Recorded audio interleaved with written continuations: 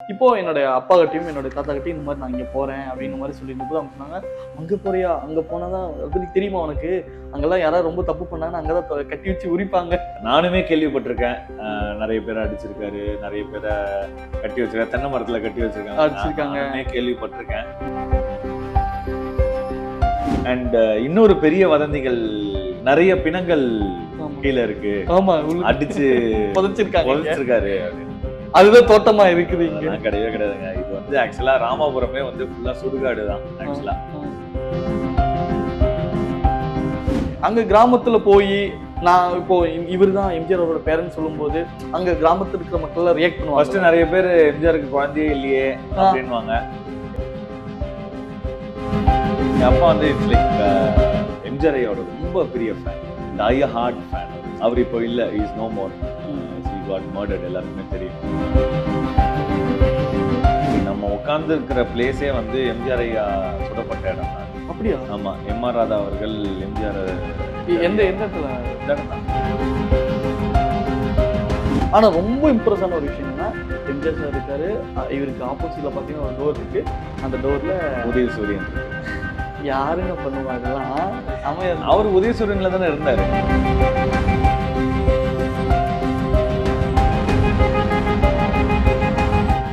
இப்போ என்னுடைய அப்பா கிட்டையும் என்னுடைய தாத்தா கிட்டையும் இந்த மாதிரி நான் இங்க போறேன் அப்படின்ற மாதிரி சொல்லியிருந்தபோது அவங்க சொன்னாங்க, அங்க போறியா, அங்க போனாதான் அது தெரியுமா உனக்கு, அங்கெல்லாம் யாராவது ரொம்ப தப்பு பண்ணாங்கன்னா அங்கதான் கட்டி வச்சு உரிப்பாங்க, வான் பண்ணுவாங்க அப்படின்னு. உண்மையா அது? ஆக்சுவலி அது நிறைய பேரால இல்ல, நிறைய வதந்திகள் கிளம்புது. ஆனா வந்து என்னன்னா, அவரு தலைவர் ஹீரோங்க, தலைவர் வில்லன் கிடையாது. சோ அதனால கட்டி வச்சுலாம் உரிக்க மாட்டாரு. தப்பு பண்ணா திட்டுவாரு. நானுமே கேள்விப்பட்டிருக்கேன். நிறைய பேரை அடிச்சிருக்காரு, நிறைய பேரை கட்டி வச்சிருக்காரு, தென்னை மரத்துல கட்டி வச்சிருக்காங்க, நானுமே கேள்விப்பட்டிருக்கேன்.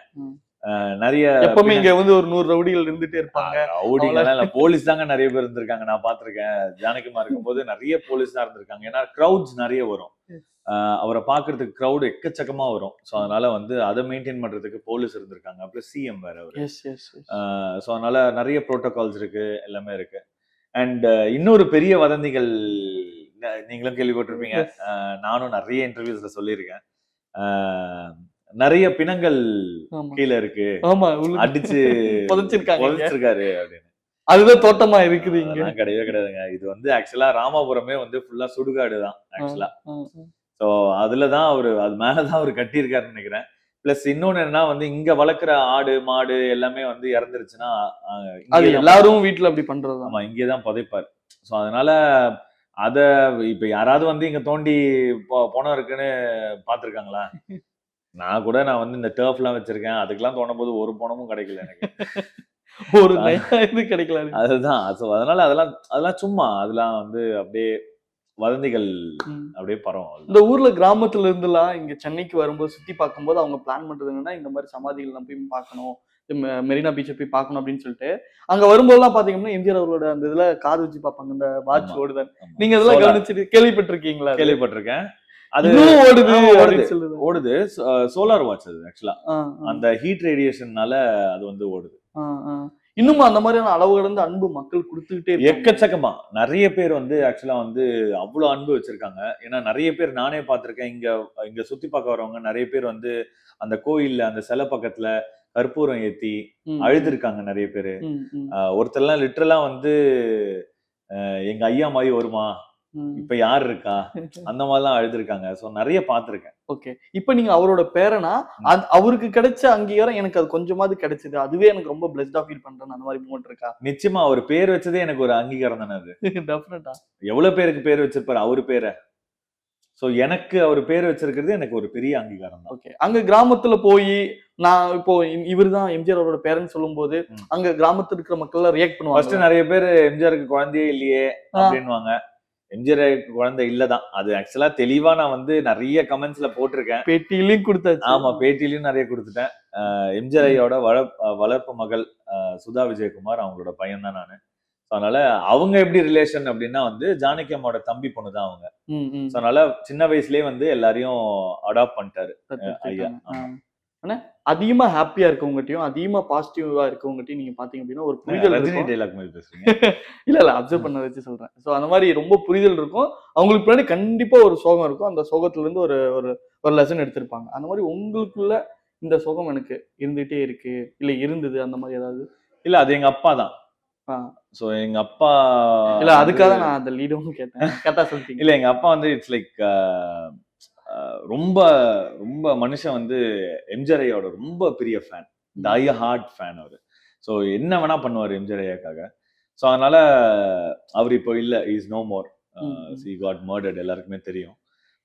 சோ அவரோட லாஸ் வந்து எனக்கு ரொம்ப பெரிய இழப்பு அது.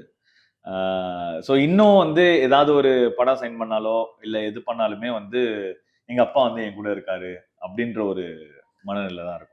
கண்டிப்பா. இப்போ உங்க பக்கத்துல அப்பா இருந்திருந்தாருன்னா, நீங்க அவர்ட்ட என்ன விஷயத்துல ஷேர் பண்ணியிருந்திருப்பீங்க? ஏங்க நிச்சயமா அவரு, நான் ஷேர் பண்றதோட அவர் நிறைய ஷேர் பண்ணியிருப்பாரு. அவர் நிறைய டைரக்டர்ஸ், ப்ரொடியூசர்ஸ் எல்லார்ட்டையும் போய் பேசி எனக்கு சான்ஸ் வாங்கி கொடுத்து நிறைய பண்ணியிருப்பாரு. ஓகே. அவர் அப்பாலாவது கண்டிப்பா உங்களுக்கு ஒரு சின்ன ஒரு ஒரு லாஸ் தானல்ல? ஆமா. கெரியர் வைஸ்ல சின்ன லாஸ் இல்லைங்க, பெரிய லாஸ் அது. அது எல்லாருக்குமே இருக்கும். கெரியரா இன்னும் அவர் சப்போர்ட்டிவா இருந்தாரு. ஆமா. ஓகே. இன்றளவும் நிறைய பேர் வந்து கொண்டாடிட்டே இருக்கிறாங்க. ஆனா இந்த ஒரு விஷயத்த நான் தலைவர்ட்ட இருந்து நான் எடுத்துக்கிட்டேன். எப்பவும் எடுத்துக்கிட்டே இருப்பேன் அப்படின்னு நீங்க இந்த விஷயத்த சொல்லுவீங்க. அவர் நல்லது செய்யறது. ஓ! மத்தவங்களுக்கு சாப்பாடு போடுறது. சூப்பர்ண்ண. ஸோ அதே தான் நானும் பண்ணிட்டு இருக்கேன். யார் வந்தாலுமே நான் வந்து சாப்பாடு போடுவேன். யார் வந்தாலுமே வந்து நான் வந்து நல்லது பண்ணுவேன். ம், ம். எத்தன பேருக்கு இப்போ ரீசென்ட்டா நம்ம சாப்பாடு போட்டுட்டு இருக்கோம் அந்த மாதிரி? இல்ல நான் யாரு தோட்டத்துக்கு வந்தாலுமே like I give food. Oh! Okay. Every day. ஆமாமா. Super, super, super. நான் இந்த சில பேர் வந்து இத்தன நாளைக்கு 10 பேர் இல்ல பண்ணுவாங்க. அப்படிலாம் கிடையாது. லைக் இங்க வந்தாலே அதுதானே. ஆ, ஆ. அதுதான் ஃபர்ஸ்ட். ஸோ அதனால பட் நிறைய டேஸ் இங்க இருக்கிறது இல்ல. ஷூட்டு, இந்த மேட்சஸ் இந்த இதெல்லாம் போறனால ஐ அம் நாட் ஹியர். ஸோ இருக்கும்போதெல்லாம் வந்து நான் அதுதான் பண்றேன். ஓகே. அரசியல் பத்தி கேட்க முடியாது. இருந்தாலும் லைட்டா டச் பண்றேன். ஓகே. நம்ம திரைத்துறையில இருந்து அரசியலுக்கு கிளம்புறாரு ம். விஜய் அவர்கள். இப்போ அவர் வந்து இல்லாதது தமிழ் சினிமாவுக்கு ஒரு பெரிய லாஸ். இருந்தாலும் அரசியல் களத்துக்கு வரன்ற போது நீங்க ஒரு சீனியரா அங்கிருந்து பார்க்கும்போது எப்படி ஐயோ ஃபீல் நான் பண்றீங்க? சீனியர்லாம் கிடையாது. அவர மாதிரிலாம் வர முடியாது. பிளஸ் நிறைய பேர் இருக்காங்க. அவரோட பெரிய ஜாம்பவான்கள்லாம் இருக்காங்க. ஸோ அரசியல் அப்படின்னு கிடையாது. Like I am also in politics. Yes. அதனால தான் கேட்கிறேன் நானு. ஏடிஎம்கேல மாநில இளைஞர் அணி துணை செயலாளரா இருக்கேன். ஸோ விஜய் சார் அப்படின்றது இல்ல. யார் வேணா வரலாம். ஆக்டர்ஸ்ல இருந்து யாராவது வரணும்னு ஆசைப்பட்டாலும் நிச்சயமா வரலாம். ஏன்னா எம்ஜிஆர் ஐயாவே ஒரு ஆக்டர் ஆகி Actor அதுக்கப்புறம் தான் அந்த சிஎம் ஆனாரு. ஸோ யாரு வேணாலுமே வரலாம். ஆனா கொஞ்சம் நிறைய யோசிக்கணும் அவரும். ம், ம். எப்படி நம்ம இதை கொண்டு போலாம், தனியா நிக்கலாமா இல்ல கூட்டணி சேரலாமா, எல்லாமே யோசிக்கணும். More than me he knows better. Yes. இவ்வளோ ரிஸ்க் எடுத்து படங்களை விட்டுட்டு அவ்வளோ சம்பாதியத்தை விட்டுட்டு வரும்போது கிட்டத்தட்ட ஒரு 275 கோடின்னு எஸ் சொல்றாங்க. அவருக்கு யோசிச்சிருப்பார், நிறைய யோசிச்சிருப்பார். ஸோ இண்டிவிஜுவல்ஸ் அவங்க யோசிக்கிறது வந்து நம்மளுக்கு புரியாது இல்லையா? ம். ஸோ அதனால அவர் என்ன யோசிச்சிருக்காருன்னு அவருக்கு மட்டும் தான் தெரியும். He is in a confident state, like ம். அவர் வின் பண்ணுவாருன்னு. அண்ட் அதுக்கேத்த மாதிரியும் நீங்க எங்க போனாலுமே லைக் மக்களோட கூட்டம் அலமோது இதுல. பதற வைக்குதுங்க. எஸ், ஆமா. Yes, yes. ஏதாவது இந்த விஷயம் வெளிய ஷேர் பண்ணவே இல்ல. அந்த மாதிரி ஏதாவது இருக்கா? இல்லங்க, எல்லா விஷயமே ஷேர் பண்ணிட்டேங்க நானு. எல்லா மீடியாலயுமே இருக்கு. லைக் நம்ம உட்கார்ந்து இருக்கிற பிளேஸே வந்து எம்ஜிஆர் ஐயா சுடப்பட்ட இடம் தான் அது. ஓ! அப்படியா? ஆமா. எம்.ஆர். ராதா அவர்கள் எம்ஜிஆர் எந்த எந்த இடத்துல? இந்த இடம் தான். ஓ! Okay, okay. இங்க ஒரு ஒரு இது இருக்கும், ஒரு டேபிள் இருக்கும். 2 சைடு சேர்ல உட்கார்ந்தாங்க. ஓகே. ஏன்னா இங்க வந்ததுமே எனக்கு எல்லாமே பார்த்தோனே ஒரு ஒரு நாஸ்டாலஜிக் ஒரு மொமெண்ட் தான் இருந்தது. ஆனா ரொம்ப இம்ப்ரெஸ் ஆன ஒரு விஷயம் என்னன்னா, எம்ஜிஆர் சார் இருக்காரு. இவருக்கு ஆப்போசிட்ல பார்த்தீங்கன்னா ஒரு டோர் இருக்கு. அந்த டோர்ல உதயசூரியன் இருக்கு. யாருங்க பண்ணுவா இதெல்லாம்?